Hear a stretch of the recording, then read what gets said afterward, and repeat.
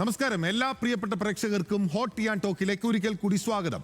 BJP. സംസ്ഥാന ഉപാധ്യക്ഷൻ C കൃഷ്ണകുമാറിനെതിരെ പീഡന പരാതി. പാർട്ടിയിലെ മുതിർന്ന നേതാക്കളോട് പരാതി പറഞ്ഞിട്ടും നടപടിയെടുത്തില്ലെന്ന് യുവതി ബി.ജെ.പി. സംസ്ഥാന അധ്യക്ഷൻ രാജീവ് ചന്ദ്രശേഖരന് നൽകിയ കത്തിൽ പറയുന്നു. ആരോപണം ശ്രദ്ധയിൽപ്പെട്ടെന്നും പരിശോധിക്കുമെന്നും സംസ്ഥാന അധ്യക്ഷൻ മറുപടി നൽകി. പീഡന ആരോപണം നനഞ്ഞ പടക്കമെന്ന് തള്ളിക്കളയുകയാണ് സി കൃഷ്ണകുമാർ. പരാതി ഉയർന്നത് സ്വത്തു തർക്കത്തെ തുടർന്നാണെന്നും അദ്ദേഹം വാർത്താ സമ്മേളനത്തിൽ പറഞ്ഞു. ഹോട്ട് ടി ആൻഡ് ടോക്ക് പരിശോധിക്കുകയാണ്. നനഞ്ഞ പടക്കമോ പൊട്ടുന്ന ബോമോ? ഈ വിഷയത്തിൽ നമുക്കൊപ്പം തത്സമയം ചേരുന്നത് ആദ്യം തന്നെ സി കൃഷ്ണകുമാർ, ബി.ജെ.പി. നേതാവ്, ഇപ്പോൾ ആരോപണ വിധേയനായിട്ടുള്ള വ്യക്തി. ഒപ്പം തന്നെ അഡ്വക്കേറ്റ് വാസന്ത് തെങ്ങുംപള്ളി, കോൺഗ്രസ് പ്രതിനിധി. ആദ്യം സി കൃഷ്ണകുമാറിലേക്കാണ്. ശ്രീ സി കൃഷ്ണകുമാർ, ഇതൊരു നനഞ്ഞ പടക്കമാണ് എന്ന് അങ്ങ് പറയുന്നുണ്ട്. നേരത്തെ ചീറ്റിപ്പോയൊരു പടക്കമാണെന്നും അങ്ങ് പറയുന്നുണ്ട്. എന്തുകൊണ്ടാണ് ഈ പടക്കം ഇപ്പോൾ പൊങ്ങി വന്ന് അന്തരീക്ഷത്തിൽ പൊട്ടുന്നത്? അല്ല, ഇത് പാലക്കാട്ടിലെ ആളുകൾക്കറിയാം. അതുപോലെ തന്നെ പാലക്കാടുള്ള 2015 തൊട്ടുള്ള മാധ്യമ പ്രവർത്തകർക്കും അറിയാം. 2015 ഞാൻ നഗരസഭാ തെരഞ്ഞെടുപ്പിൽ മത്സരിക്കുന്ന സമയത്ത് സമാനമായിട്ട് ഒരു പത്രസമ്മേളനവും ആരോപണവുമെല്ലാം ഉയർന്നതാണ്. 2020 വീണ്ടും തദ്ദേശ സ്വയംഭരണ തെരഞ്ഞെടുപ്പ് സമയത്ത് സമാനമായിട്ടുള്ള രീതിയിൽ ഇത്തരത്തിലുള്ള പത്രസമ്മേളനവും ആരോപണവും എല്ലാം വന്നു. ഇപ്പോൾ 5 വർഷത്തിന് ശേഷമാണ് ഇത് വീണ്ടും വരുന്നത്. 2014 കേസിനാസ്പദമായിട്ടുള്ള ഈ സംഭവത്തിനാസ്പദമായിട്ടുള്ള സംഭവങ്ങളുടെ തുടക്കം. അന്ന് ഭാര്യയുടെ പിതാവിൻ്റെ സ്വത്തിനെ ചൊല്ലി അദ്ദേഹം എഴുതി വെച്ച വില്ലിനെ ചൊല്ലിയിട്ടുണ്ടായിട്ടുള്ള ഒരു തർക്കം. ആ തർക്കത്തിൻ്റെ പേരിൽ സിവിൽ കേസ് പാലക്കാട് കോടതിയിൽ കൊടുക്കുന്നു. സബോർഡിനേറ്റ് ജഡ്ജിൻ്റെ കോർട്ടിൽ വരുന്നു, CJM കോർട്ടിൽ വരുന്നു. അതുപോലെ തന്നെ സമാനമായിട്ട് ഇതോടൊപ്പം തന്നെ ചേർന്നുകൊണ്ട് ക്രിമിനൽ കേസ് മജിസ്ട്രേറ്റിന് മുമ്പാകെ, ചീഫ് ജുഡീഷ്യൽ മജിസ്ട്രേറ്റ് നമ്പർ 2 മുമ്പാകെ ഇത്തരത്തിലുള്ള പീഡനവും മറ്റുമൊക്കെ ഉൾപ്പെടുത്തിയിട്ടുള്ള, അവരെ ശാരീരികമായിട്ട് ഉപദ്രവിച്ചു എന്നുള്ള എല്ലാം വെച്ചിട്ടുള്ള ഒരു പരാതിയും കൊടുക്കുന്നു. ഈ പരാതിയിൽ ലഭിച്ച കോടതി ഇത് ജില്ലാ പോലീസ് മേധാവിക്കും ടൗൺ നോർത്ത് പോലീസിന് കൈമാറുന്നു. ഇതിനെക്കുറിച്ച് അന്വേഷിക്കാനായിട്ട് ടൗൺ നോർത്ത് പോലീസ് പ്രാഥമികമായിട്ടൊരു FIR ഇടുന്നു. അതിനെ സംബന്ധിച്ചുള്ള അന്വേഷണം നടക്കുന്നു.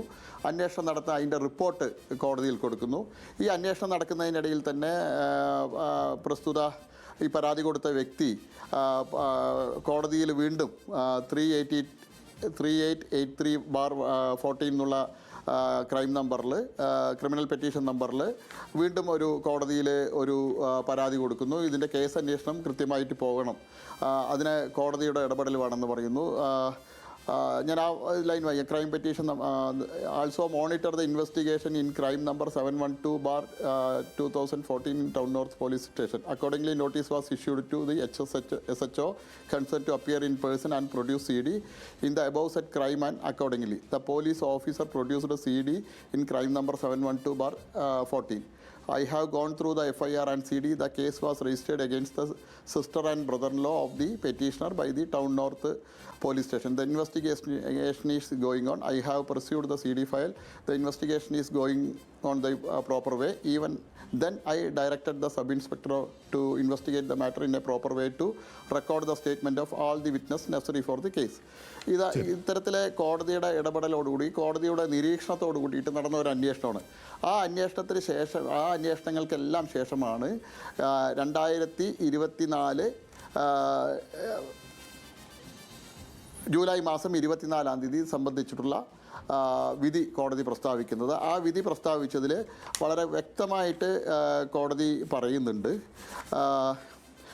Considering the above analysis, it can be concluded that the prosecution has failed to establish the occurrence and allegations beyond the reasonable doubt. The evidence presented does not sufficiently connect the accused to the alleged offences. The inconsistencies in the testimonies and the lack of corroborative evidence undermine the prosecution case. Therefore, the allegations against the accused are not proved beyond reasonable doubt. The accused are entitled to the benefit of the doubt and acquittal. On overall assessment, the evidence reveals that all the points are answered against the prosecution. Okay, Shri Krishnakumar, ആ point വ്യക്തമാണ്. അങ്ങ് ആ വാർത്താ സമ്മേളനത്തിൽ വളരെ വിശദമായി പറയുകയും ചെയ്തു. ഇപ്പോൾ കാര്യങ്ങൾ അങ്ങ് പറയുന്നതിലൂടെ വ്യക്തമാകുന്നുണ്ട്. പക്ഷേ ഇവിടെ ഒരു സംശയം, അതായത് നമ്മൾ ആ പോയിന്റിലേക്ക് വന്നാൽ ഇവിടെ ഒരു സംശയം നിലനിൽക്കുന്നത്, നമ്മൾ ആ കേസിന്റെ മെറിറ്റ് അതിനപ്പുറത്തേക്ക് ഇവിടെ ഒരു പ്രധാനപ്പെട്ട സംശയം നിലനിൽക്കുന്നത്, ഈ എന്തുകൊണ്ടാണ് ഇപ്പോൾ ഇക്കാര്യം ഉയർന്നു വരാനുള്ള ഒരു സാഹചര്യം? അതാണ് നമ്മുടെ ഡയറക്റ്റ് ആയിട്ടുള്ള ചോദ്യം. അതാണ് പാലക്കാട് MLA ശ്രീ രാഹുൽ മാങ്കൂട്ടത്തിനെതിരായിട്ട് വലിയ പ്രക്ഷോഭത്തിന് ഭാരതീയ ജനതാ പാർട്ടി പാലക്കാട് നേതൃത്വം നൽകി വരുന്നു. ആ പാർട്ടിയുടെ സമരത്തിൻ്റെ മുൻനിരയിലുള്ളത് ഞാനാണ്. ജില്ലാ അധ്യക്ഷനോടൊപ്പം പാലക്കാട്ടിലെ ജില്ലാ ഭാരവാഹികളോടൊപ്പം ആ സമരത്തിൻ്റെ നേതൃനിരയിൽ നിന്നുകൊണ്ട് വളരെ ശക്തമായിട്ടുള്ള പ്രക്ഷോഭം, രാഹുൽ മാങ്കൂട്ടത്തിന് പാലക്കാട് കടന്നു വരാൻ കഴിയാത്ത രീതിയിലുള്ള വലിയൊരു പ്രക്ഷോഭത്തിന് ഭാരതീയ ജനതാ പാർട്ടി നേതൃത്വം നൽകി വരിക. ആ പ്രക്ഷോഭത്തെ ഇല്ലാതാക്കാൻ നേതൃനിരയിലുള്ള എന്നെ മാനസികമായിട്ട് തളർത്താനായിട്ടുള്ള ഒരു ശ്രമത്തിൻ്റെ ഭാഗമായിട്ടാണ് ഈ ആരോപണം. ഞാൻ ചോദിക്കട്ടെ, കഴിഞ്ഞ 2024 കോടതി വിധി വന്നു, ജഡ്ജിമെൻറ്റ് വന്നു. ആ ജഡ്ജിമെൻറ്റിനെതിരായിട്ട് ഏതെങ്കിലും അപ്പീൽ പോയോ?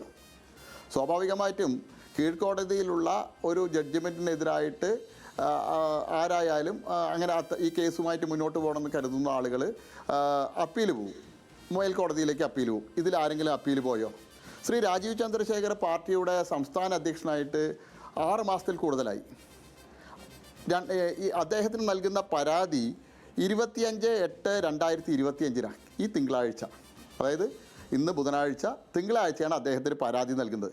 അതിൽ നിന്ന് തന്നെ വളരെ വ്യക്തമല്ലേ, അദ്ദേഹത്തിന് പരാതി തിങ്കളാഴ്ച നൽകുന്നു. ഇന്നലെ പ്രതിപക്ഷ നേതാവ് പറയുന്നു BJP ഓഫീസിൽ തന്നെ കാളയെ കെട്ടിയിടണമെന്ന്.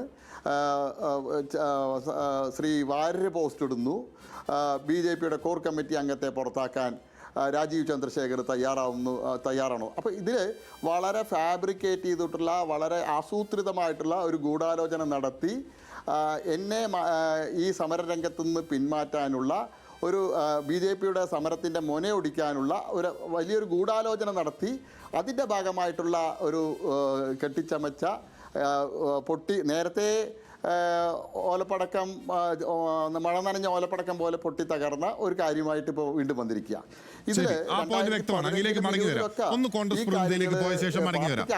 അഡ്വക്കേറ്റ് വസന്ത് തെങ്ങുംപള്ളി, ഇതായിരുന്നോ ബഹുമാനപ്പെട്ട പ്രതിപക്ഷ നേതാവ് പൊട്ടിക്കാനിരുന്ന ബോംബ്? ഒരിക്കലുമല്ല. ഇത് കൃഷ്ണകുമാർ പറഞ്ഞ വാദത്തോട് ഞാൻ ചേരുകയാണ്. അദ്ദേഹം പറഞ്ഞതുപോലെ ഇതൊരു ഓലപ്പടക്കം മാത്രമാണ്, ഇത് ഞങ്ങൾ പൊട്ടിച്ചതുമല്ല. ഇത് അവരുടെ ഈ പടക്കം ഉണ്ടാക്കൽ യൂണിറ്റിൽ നിന്ന് തന്നെ അറിയാതെ കയ്യിൽ നിന്ന് താഴെ പോയി പൊട്ടിയ ഒരു ബോംബാണ്. നമ്മൾ ചില വാർത്തകൾ കണ്ണൂരിൽ CPM ബോംബ് ഉണ്ടാക്കുമ്പോൾ കയ്യിലിരുന്ന് പൊട്ടി എന്ന് കേൾക്കില്ലേ? അതുപോലെ BJPയുടെ സ്വന്തം ബോംബുണ്ടാക്കൽ ഫാക്ടറിയിൽ നിന്ന് സ്വമേധയാ അവിടെ നിന്ന് ആരോ വലിച്ചെറിഞ്ഞ് പൊട്ടിയതാണ്. അത് ആരാണ് എന്ന് കണ്ടുപിടിക്കേണ്ടത് കൃഷ്ണകുമാറും അദ്ദേഹത്തിന്റെ പാർട്ടിയുമാണ്.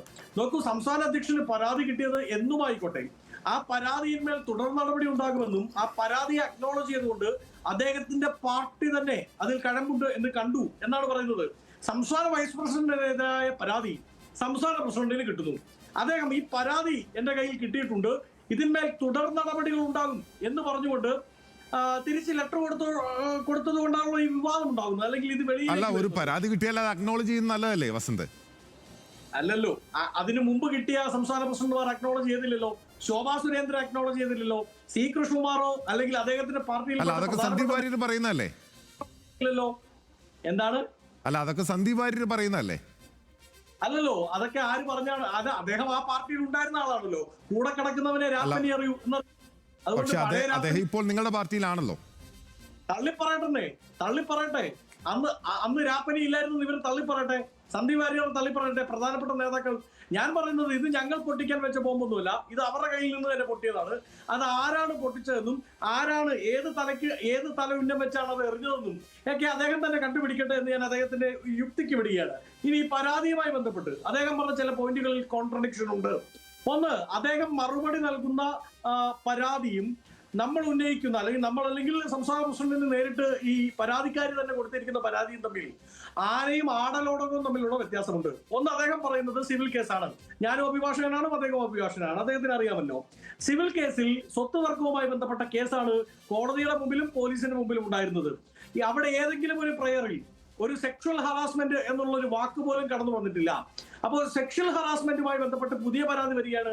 പരാതിക്കാരിക്ക് ഇന്ന ദിവസമേ അത് പറയാൻ പാടുള്ളൂ എന്നോ, അല്ലെങ്കിൽ പരാതിക്കാരിക്ക് അല്ലെങ്കിൽ അതിജീവിതയ്ക്ക് വിവിധ വിഷയങ്ങൾ ഉണ്ടായിരിക്കെ അതിലൊരു വിഷയം ആദ്യം റൈസ് ചെയ്യുകയും പിന്നീട് അടുത്ത വിഷയം റൈസ് ചെയ്യാൻ പാടില്ല എന്നുള്ള ഒരു നിയമം ഈ രാജ്യത്തില്ല. രണ്ടാമത് ശ്രീ കൃഷ്ണകുമാർ അദ്ദേഹം ഇന്ന് വാർത്താ സമ്മേളനത്തിൽ പറഞ്ഞത്, ആരെങ്കിലും ഒരാൾ വെള്ളക്കടലാസിൽ പരാതി എഴുതി കൊടുത്താൽ ഉടനെ അങ്ങ് പ്രതി ചേർക്കാൻ പറ്റുമോ, ഉടനെ അയാൾക്കെതിരെ പ്രതിഷേധവുമായി പോകാൻ പറ്റുമോ എന്നാണ് ചോദിച്ചത്.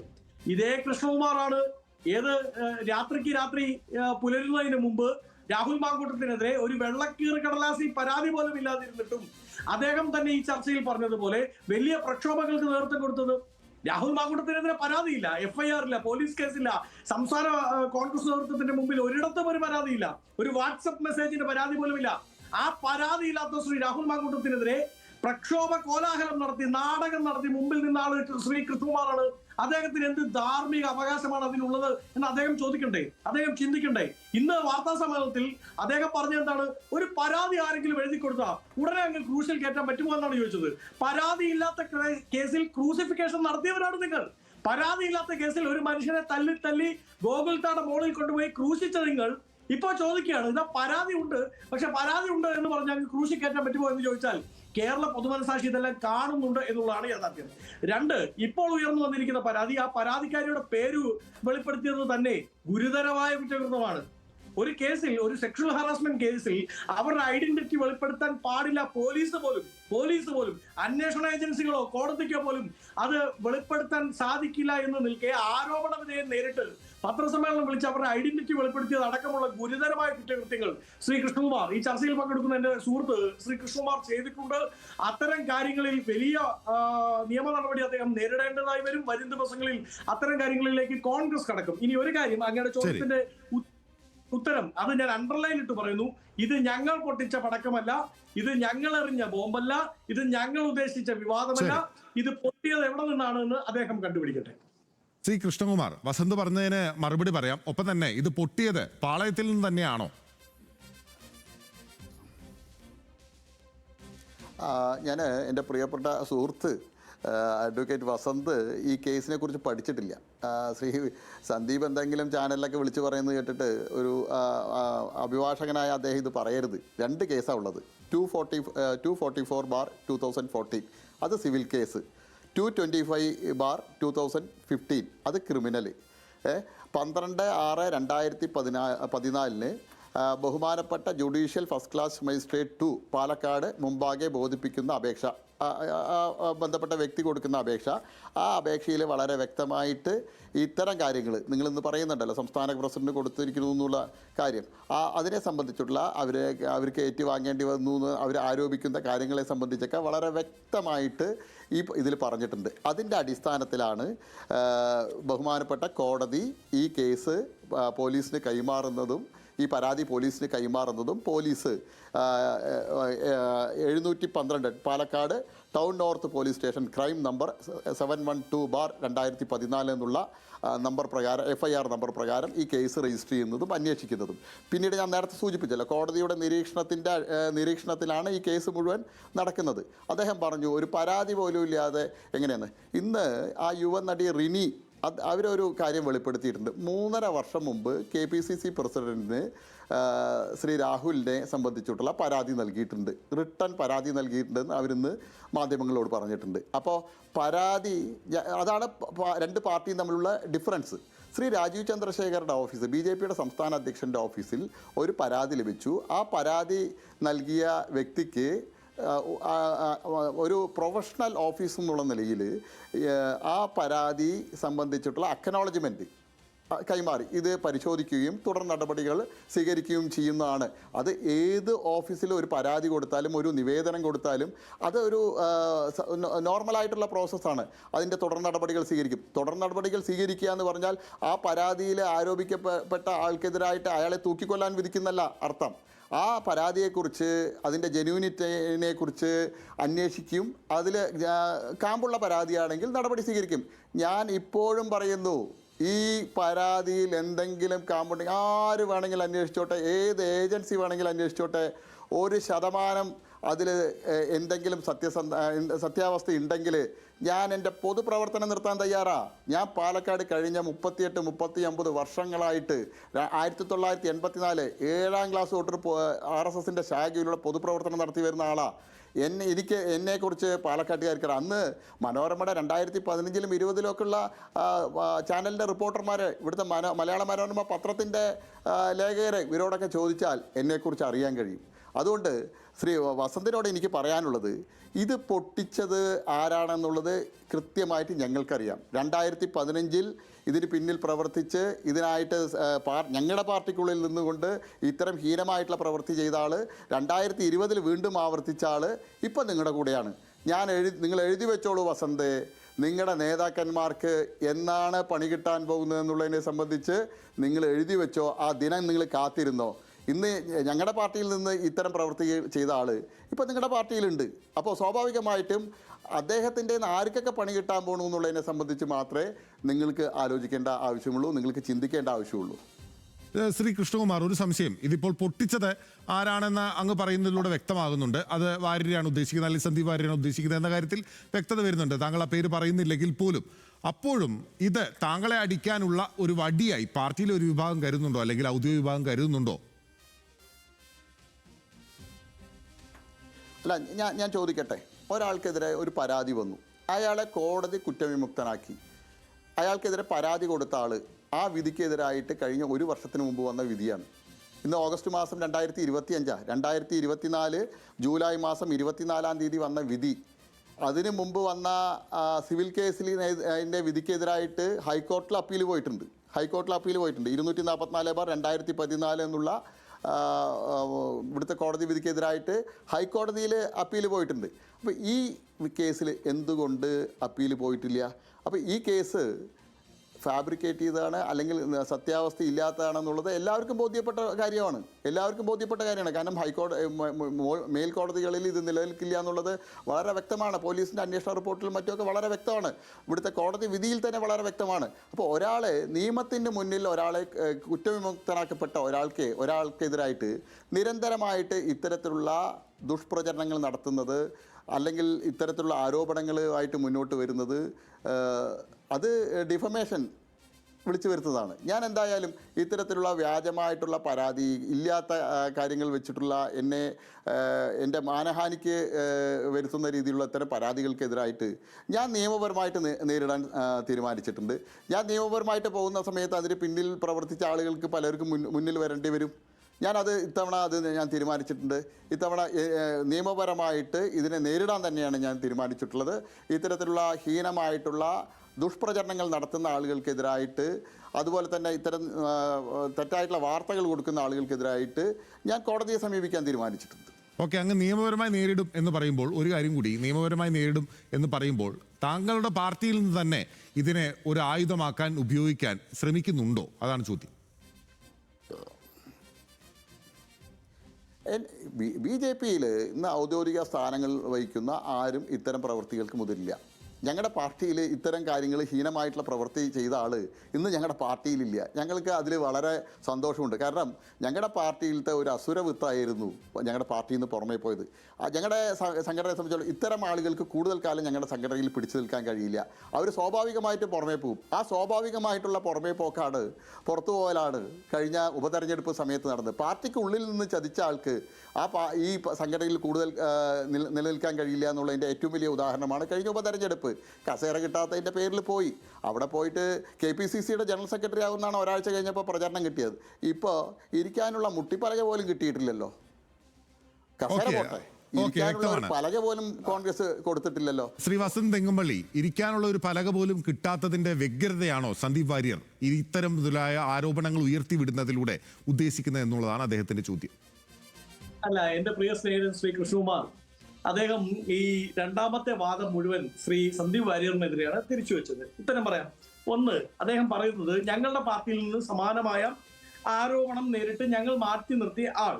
അങ്ങനെയാണെങ്കിൽ ശ്രീ കൃഷ്ണകുമാർ, അങ്ങ് എത്രയും വേഗം ആ പരാതിയുടെ ഡീറ്റെയിൽസ് വെളിയിൽ വിടണം. കേരളത്തിന്റെ പൊതു മനസാക്ഷി അത് അറിയട്ടെ. നിങ്ങളുടെ പാർട്ടി അങ്ങനെ ഒരു ആക്ഷൻ എടുത്ത് അദ്ദേഹത്തെ മാറ്റി നിർത്തിയിരുന്നെങ്കിൽ ആ പരാതി നിങ്ങളുടെ പാർട്ടിയുടെ മുമ്പിലുണ്ടല്ലോ. ഇന്ന് അങ്ങ് പറഞ്ഞതുപോലെ പരാതിക്കാരിയുടെ ഐഡന്റിറ്റി വെളിപ്പെടുത്തേണ്ട, അത് മാസ്ക് ചെയ്തേക്കൂ. എന്നിട്ട് പരാതി ഇന്നതായിരുന്നു, ഇന്ന ദിവസം ഇന്ന നേതാവിന് കിട്ടി, അതിന്മേൽ ഇന്ന ഡിസിപ്ലിനറി കമ്മിറ്റിയെ വെച്ച് ഇന്ന ഡിസിപ്ലിനറി ആക്ഷൻ എടുത്തു എന്ന് അങ്ങ് പറഞ്ഞാൽ മതി. 2, സന്ദീപ് വാര്യർക്കെതിരെ നിങ്ങളുടെ പാർട്ടി നിലപാട് എടുത്തിരുന്നു, അദ്ദേഹത്തെ ആക്ഷൻ എടുത്തിരുന്നു എന്നതിൽ എനിക്ക് സംശയമൊന്നുമില്ല, അത് അദ്ദേഹം തന്നെ സമ്മതിക്കുന്നുമുണ്ട്. പക്ഷെ അതിനുശേഷം മടങ്ങി വന്ന വാര്യരെ നിങ്ങൾ സംസ്ഥാന പ്രസിഡന്റിന്റെ മത്സരത്തിന്റെ മുഴുവൻ ചുമതലക്കാരനാക്കിയില്ലേ? അപ്പൊ ഞാൻ ചോദിക്കുന്നത്, അങ്ങ് പറയുന്നത് പോലെ അങ്ങേക്കെതിരെ ഉയർന്നു വന്ന സെക്ഷൽ ഹാറാസ്മെന്റ് കേസ് പോലെ ഒരു കേസ് വാര്യർക്കെതിരെ നിങ്ങളുടെ മുമ്പിൽ ഉണ്ടായിരുന്നുവെങ്കിൽ എങ്ങനെയാണ് ആ നടപടിക്ക് ശേഷം മടങ്ങി വരുന്ന ആളെ സംസ്ഥാന പ്രസിഡന്റിന്റെ തന്നെ തെരഞ്ഞെടുപ്പിന്റെ മുഴുവൻ ചുമതലക്കാരനാക്കി മാറ്റുന്നത് എന്നത് ഒന്നാമത്തെ ചോദ്യം. 2, അദ്ദേഹം നിങ്ങളെ വെല്ലുവിളിച്ചു, നിങ്ങളുടെ പാർട്ടിയെ വെല്ലുവിളിച്ചു. പാർട്ടി വിടുന്ന സമയത്ത് പോലും നിങ്ങളുടെ മുൻനിര നേതാക്കൾ ആരും ഉന്നയിക്കാത്ത ഒരു ആരോപണമാണ് ഇത്. അത് അങ്ങ് ഉന്നയിക്കുന്നു. ഞാൻ അങ്ങേക്ക് അതിനെ ഉന്നയിക്കാനുള്ള അങ്ങയുടെ അവകാശവാദത്തെ ഞാൻ മാനിക്കുകയാണ്. എന്നിട്ട് ഞാൻ അങ്ങേ വളരെ സൗഹാർദ്ദത്തോടു കൂടി വെല്ലുവിളിക്കുകയാണ്, അത് അങ്ങ് വെളിയിൽ വിടണം. ആരുടെയാണ് പരാതി? ഇന്നയാളുടെയാണ് പരാതി. 2, KPCC ഭാരവാഹിത്വവുമായി ബന്ധപ്പെട്ടാണ്. വാര്യർ വന്നതിന് ശേഷം KPCC പൊതുസംഘടനകളിലും നടന്നിട്ടില്ലല്ലോ ശ്രീ കൃഷ്ണകുമാർ. അദ്ദേഹത്തെ KPCCയുടെ വക്താവായി പാർട്ടി നിയോഗിച്ചിട്ടുണ്ട്. ആ പണിയാണ് അദ്ദേഹം ചെയ്യുന്നത്. അത് സ്വാഭാവികമായും ചെയ്യും. വരും കാലങ്ങളിൽ അദ്ദേഹത്തിന് കൃത്യമായ അക്കോമഡേഷൻ അത് പാർട്ടി നൽകും. അത് ഇന്റർണൽ കമ്മ്യൂണിക്കേഷൻ, അത് ഞാൻ പറയേണ്ട കാര്യമില്ല, അത് പറയാൻ അങ്ങനെ നിർബന്ധിക്കുകയും വേണ്ട. 2, അങ്ങ് പറയുന്ന അങ്ങേക്കെതിരായ പരാതികളിൽ എവിടെയെങ്കിലും 354A 354ന്റെ താഴേക്ക് വരുന്ന ഏതെങ്കിലും വകുപ്പ്, അതായത് സെക്ഷൽ ഹാറാസ്മെന്റ്, അന്നത്തെ IPC ആണല്ലോ, അന്നത്തെ IPCയിൽ ഏതെങ്കിലും ഒരു കേസിലെ പ്രയർ കോടതിയുടെ മുമ്പിൽ ഉണ്ടായിരുന്നോ? ഇല്ലല്ലോ. ആ സ്ത്രീക്ക് നേരെ പീഡനമുണ്ടായി, ശാരീരിക പീഡനമാണ്, അതായത് അടിക്കുക, ഭീഷണിപ്പെടുത്തുക തുടങ്ങിയുള്ള വകുപ്പുകൾ. എന്നാൽ അവർ നേരിട്ട ലൈംഗിക പീഡന ആരോപണമാണ് ഇപ്പോൾ ഉന്നയിക്കപ്പെട്ടിരിക്കുന്നത്. ആയതിന്മേൽ ഇത്രമാത്രം ബോധ്യം നിങ്ങളുടെ പാർട്ടിക്ക് ഉണ്ടായിരുന്നുവെങ്കിൽ നേരത്തെ അങ്ങ് പറഞ്ഞതുപോലെ ഏതെങ്കിലും ഓഫീസിൽ, ഇതൊരു സർക്കാർ ഓഫീസ് ഒന്നുമല്ലല്ലോ ശ്രീ കൃഷ്ണകുമാർ, ഏതെങ്കിലും ഒരു ഓഫീസിൽ കൊടുത്താൽ ഉടനെ അക്നോളജ്മെന്റ് ലെറ്റർ കൊടുക്കാൻ, പോലീസിന്റെ മറ്റേ റെസിപ്റ്റ് കൊടുത്തു വിടാൻ വേണ്ടി, ഇത് സർക്കാർ ഓഫീസ് ഒന്നുമല്ലല്ലോ, നിങ്ങളുടെ സംസ്ഥാന കമ്മിറ്റിയുടെ ഓഫീസാണ്. ആരോപണം ഉയർന്നിരിക്കുന്നത് ശ്രീ കൃഷ്ണകുമാറിനെ, എന്റെ സ്നേഹിതനെ മാറ്റി നിർത്തിയേക്കൂ, ആ വ്യക്തിയെ മാറ്റി നിർത്തിയേക്കൂ, സംസ്ഥാന വൈസ് പ്രസിഡന്റിനെതിരായാണ്. സംസ്ഥാന വൈസ് പ്രസിഡന്റിന്റെ തൊട്ട് മുകളിലുള്ള ആൾക്ക് പരാതി കൊടുക്കുമ്പോൾ സ്വാഭാവികമായും നിങ്ങളുടെ പാർട്ടിക്കുള്ളിൽ ഇത്രമാത്രം ഏതാണ് ബേസ്ലെസ് ആയ പരാതികളാണ് ഇത് എന്ന് നേരത്തെ അറിയാമായിരുന്നുവെങ്കിൽ എന്തിനാണ് അങ്ങനെ ഒരു അക്നോളജ്മെന്റ് കൊടുക്കുന്നത്? ഇതിന്മേൽ പാർട്ടി നേരത്തെ അന്വേഷണം നടത്തി നടപടി എടുത്തതാണ്, ആ നടപടി ഇനി സ്വീകരിക്കേണ്ട കാര്യമില്ല എന്ന് പറഞ്ഞ പോലെ ഇനി അത് പറയുന്നില്ലെങ്കിലും കീപ് സൈലൻസ് എന്ന് പറഞ്ഞ ഒരു ഉത്തരവാദിത്തമുണ്ടല്ലോ, അതുപോലും ചെയ്യാതെ ആ അക്നോളജ്മെന്റ് കൊടുത്തത് എന്തിനാണ് എന്ന് അങ്ങ് സംസ്ഥാന അധ്യക്ഷനോട് ചോദിക്കുക. എന്നോട് ചോദിച്ചിട്ട് കാര്യമില്ല, അത് നിങ്ങൾ തമ്മിൽ പറയാം. ഇനി ബാംഗ്ലൂരിൽ നിന്ന് സംസ്ഥാന അധ്യക്ഷൻ എത്തിയ ശേഷം അങ്ങേ ന്യായീകരിച്ച് ഒരു പത്രസമ്മേളനം നടത്തുമോ എന്നുള്ളതും അങ്ങ് തന്നെ നോക്കുക. എനിക്കതിൽ എന്താണ് പറയാൻ പറ്റുക? അങ്ങയുടെ പാർട്ടിയിൽ ഒരു വിഭാഗം അങ്ങയെ പ്രൊട്ടക്ട് ചെയ്യാൻ തയ്യാറാവുന്നില്ലെങ്കിൽ അതിന് ഉത്തരം പറയേണ്ട ആൾ ഞാനല്ല, അങ്ങ് തന്നെയാണ്. 2, സന്ദീപ് വാര്യറുമായി ബന്ധപ്പെട്ട എന്തെങ്കിലും ആരോപണം ഉണ്ടെങ്കിൽ അത് വെളിയിൽ വിടുക എന്നുള്ളതാണ് മാന്യത. അല്ലാതെ അത് വെച്ച് ഇതേ വാര്യർ തന്നെ അങ്ങേ വെല്ലുവിളിച്ചില്ലേ, അങ്ങേ എന്നല്ല അങ്ങയുടെ പാർട്ടിയെ വെല്ലുവിളിച്ചല്ലോ. അത്തരം ആരോപണങ്ങൾ ഉണ്ടെങ്കിൽ അത് വെളിയിൽ വിടണം. ആ കേസുമായി ബന്ധപ്പെട്ട് എന്തെങ്കിലും ഉണ്ടെങ്കിൽ അത് വെളിയിൽ വിടണം. കാര്യം ഒരു പുറകോട്ടും, അതിപ്പം ഇവൻ ഞാനാണെങ്കിലും ബിനിൽ പോത്തനാണെങ്കിലും ഒരു സ്ത്രീ പീഡകനും രക്ഷപ്പെടാൻ പാടില്ല എന്ന നിലപാട് തന്നെയാണ് പാർട്ടിക്കുള്ളത്, എനിക്കുമുള്ളത്. ശ്രീ കൃഷ്ണകുമാർ, ഈ വസന്ത് പറഞ്ഞതിൽ ഒരു പ്രധാനപ്പെട്ട പോയിന്റ് ഇല്ലേ? ഈ പറഞ്ഞതുപോലെ ഏതെങ്കിലും തരത്തിലുള്ള ആരോപണങ്ങൾ നേരത്തെ നിങ്ങളുടെ മുൻ അധ്യക്ഷന്മാർക്ക് ഉൾപ്പെടെ ലഭിച്ചിരുന്നു. നേരത്തെ ശ്രീ കെ സുരേന്ദ്രനായിരുന്നു അധ്യക്ഷനായിട്ടുണ്ടായിരുന്നത്. അപ്പോൾ അത്തരം മുൻപുണ്ടായിരുന്ന അധ്യക്ഷന്മാർക്കുൾപ്പെടെ ഇതുമായി ബന്ധപ്പെട്ട ആരോപണങ്ങൾ ലഭിച്ചിരുന്നെങ്കിൽ അവർ ഇക്കാര്യങ്ങളിലൊന്നും അക്നോളജ് ചെയ്യാതെ മുന്നോട്ട് പോവുകയായിരുന്നല്ലോ. പിന്നീട് പെട്ടെന്ന് എന്തിനാണ് ഇപ്പോൾ ഇങ്ങനെ ഒരു പരാതി ലഭിച്ചപ്പോൾ പെട്ടെന്നൊരു അക്നോളജ്മെന്റ് വരുന്നത്, അല്ലെങ്കിൽ ഒരു റെസിപ്റ്റ് കൊടുക്കുന്നത്? അതിലൊരു ദുരൂഹതയില്ലേ? ഒരു ദുരൂഹതയില്ല. അതായത് BJPയുടെ ഹെൽപ്പ് ഡെസ്ക് സംവിധാനം നിങ്ങൾ അറിഞ്ഞിട്ടുണ്ടാവുമെന്ന് ഞാൻ കരുതുന്നു. ഹെൽപ്പ് ഡെസ്കിൻ്റെ സംസ്ഥാന ഇൻചാർജ് ഞാനാണ്. ഞങ്ങൾ 30 ജില്ലകളിലും പാർട്ടി ഓഫീസുകൾ കേന്ദ്രീകരിച്ചുകൊണ്ട് ഹെൽപ്പ് ഡെസ്കുകൾ ആരംഭിച്ചിട്ടുണ്ട്. സംസ്ഥാന ഓഫീസിലുണ്ട്. പാർട്ടി ഓഫീസിൽ വരുന്ന നിവേദനങ്ങൾ, പരാതികൾ എല്ലാത്തിനും അതിന് ഫയൽ നമ്പർ കൊടുക്കണം, അതിന് അക്നോളജ്മെൻറ്റ് ബന്ധപ്പെട്ട ആളുകൾക്ക് കൊടുക്കണം എന്നുള്ളത് ഞങ്ങൾ കഴിഞ്ഞ ശ്രീ രാജീവ് ചന്ദ്രശേഖർജി പ്രസിഡൻ്റായ ശേഷം ഹെൽപ്പ് ഡെസ്കിൻ്റെ പ്രവർത്തനം ആരംഭിച്ച ശേഷം തീരുമാനിച്ചാണ്. അപ്പോൾ BJP ഓഫീസിൽ ഒരു നിവേദനം കൊടുത്താൽ, ഒരു പരാതി കൊടുത്താൽ, നാളെ അവർക്ക് അതുമായിട്ട് ബന്ധപ്പെട്ട കാര്യങ്ങൾ ചോദിച്ചറിയാനായിട്ടുള്ള ഒരു റെസീറ്റ് കൊടുക്കുക എന്നുള്ളത്, അത് സംബന്ധിച്ച് ഒരു മറുപടി കൊടുക്കുക എന്നുള്ളത് ഒരു സിസ്റ്റമായിട്ട് ഞങ്ങളുടെ പാർട്ടിയിൽ ഇപ്പോൾ ഞങ്ങൾ സ്വീകരിച്ചിട്ടുണ്ട്. അല്ലാതെ ഒരു പരാതി കിട്ടിയാൽ ഇപ്പോൾ കളക്ടർക്ക് കൊണ്ടുപോയിട്ട് ഒരു പരാതി കൊടുക്കുന്നു, അല്ലെങ്കിൽ SP ക്ക് ഒരു പരാതി കൊടുക്കുന്നു, ആ പരാതിയുടെ അക്നോളജ്മെൻറ്റ് തന്നു കഴിഞ്ഞാൽ അത് ആ പരാതിയിൽ പരാമർശിച്ച വ്യക്തി കുറ്റക്കാരനാണെന്നാണോ? പിന്നെ രണ്ട്, ഈ സംസ്ഥാന അധ്യക്ഷൻ കഴിഞ്ഞ 4-5 ദിവസമായിട്ട് ഇവിടെയില്ല. തിങ്കളാഴ്ചയാണ് ഈ പരാതി ഇമെയിലിലൂടെയായിട്ട് അദ്ദേഹത്തിന് അയക്കുന്നത്. അദ്ദേഹം ബാംഗ്ലൂരിൽ അദ്ദേഹത്തിൻ്റെ അച്ഛന് അസുഖമായിട്ട് ഹോസ്പിറ്റലാണ്, അച്ഛൻ്റെ കൂടെയാണ്. അദ്ദേഹം കേരളത്തിലേക്ക് വരുന്നതേ ഉള്ളൂ. അപ്പോൾ ഇന്ന് പാർട്ടിയുടെ മുതിർന്ന സംസ്ഥാന general secretary Shri MT Ramesh G പത്രസമ്മേളനം നടത്തിയിട്ടുണ്ടല്ലോ. MT രമേശ് ജി പത്രസമ്മേളനം നടത്തിയിട്ടുണ്ടോ? പാർട്ടിയുടെ സംസ്ഥാന അധ്യക്ഷൻ അല്ല എല്ലാ കാര്യങ്ങളിലും BJP-യിൽ ഇപ്പോൾ മാധ്യമങ്ങളെ കാണുന്നു എന്നുള്ളത് നിങ്ങൾക്കും എനിക്കുമൊക്കെ അറിയുന്ന കാര്യമാണ്. പാർട്ടി സംസ്ഥാന അധ്യക്ഷൻ കൃത്യമായിട്ട് ഡയറക്ഷൻ കൊടുത്തിട്ടുണ്ട്. ഓരോ വിഷയങ്ങളിലും പാർട്ടിയുടെ ആര് പ്രതികരിക്കണം എന്നുള്ളതിനെ സംബന്ധിച്ച് പാർട്ടിയുടെ സംസ്ഥാന അധ്യക്ഷൻ പറയുന്നതനുസരിച്ച് പാർട്ടിയുടെ സംസ്ഥാന ജനറൽ സെക്രട്ടറിമാരോ അല്ലെങ്കിൽ പാർട്ടിയുടെ മുതിർന്ന നേതാക്കളോ പ്രതികരിക്കാറുണ്ട്. ഇന്ന് ആ പ്രതികരണം ഉണ്ടായിട്ടുണ്ട്. ശ്രീ MT രമേശ് ജിയുടെ പത്രസമ്മേളനം ഉണ്ടായിരുന്നു. അപ്പോൾ വസന്ത അത് കണ്ടില്ല എന്നാണ് എനിക്ക് തോന്നുന്നത്. അപ്പോൾ ഇതിൽ വളരെ വ്യക്തമായിട്ട് ഞാൻ അതിൽ ഈ വാക്കുകൾ അദ്ദേഹം ഇവിടെ പറയുന്നുണ്ടായിരുന്നു, ഇത് രണ്ടും രണ്ടാണ്, ഇതിൽ അങ്ങനെ ശാരീരികമായിട്ട് മർദ്ദിച്ചു എന്നേ ഉള്ളൂ എന്നുള്ളത്. ഞാൻ ആ ലൈനുകൾ ഞാൻ വായിക്കാൻ ഈ മാധ്യമങ്ങൾ കഴിഞ്ഞ തള്ളിപ്പോയ ഒരു കേസിൽ എന്നെക്കൊണ്ട് ആ വാചകം വീണ്ടും വീണ്ടും നിങ്ങൾ പറയിപ്പിക്കാൻ നോക്കേണ്ട.